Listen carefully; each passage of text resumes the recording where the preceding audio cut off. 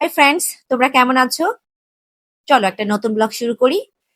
আমি এসেছি new market. এখন তোমরা ভাবতেই পারো এটা আবার কি ধরনের নিউ মার্কেট। আমরা যেই নিউ মার্কেটে গেলে ঠেলাঠেলি করে ভেতরে ঢুকি আর ভীষণ পরিমাণ এনজয় করি, নিউ মার্কেট থাকবে জাঁকজমক। না, এটা হচ্ছে সেই নিউ মার্কেট না, এটা হচ্ছে মিরপুর একের নিউ মার্কেট। এসেছি হচ্ছে টপ 10-এ।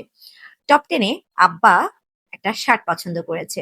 ভীষণ বাড়ি থেকে রাগ করে বের হয়েছে, বাইরে ঘুরতে যাবে, শপিং করবে।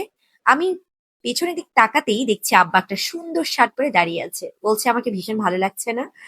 তো শার্টটা ভীষণ এক্সপেন্সিভ, ওই সময় নেওয়ার প্রিপারেশন ছিল না। আমি বলছি ঠিক আছে, বাসায় যাই, তারপর রেডি হয়ে তারপর আসবো।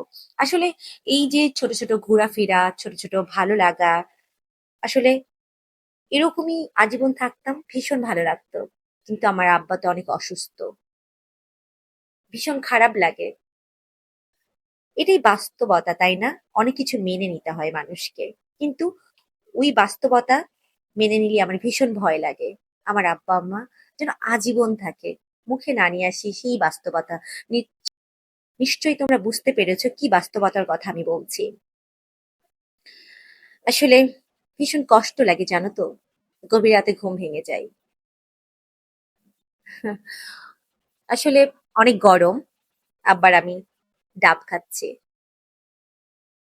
আসলে আব্বার সাথে খাওয়া দাওয়া, ঘোরা ফেরা আমার কাছে ভীষণ ভালো লাগে, অনেক শান্তি লাগে।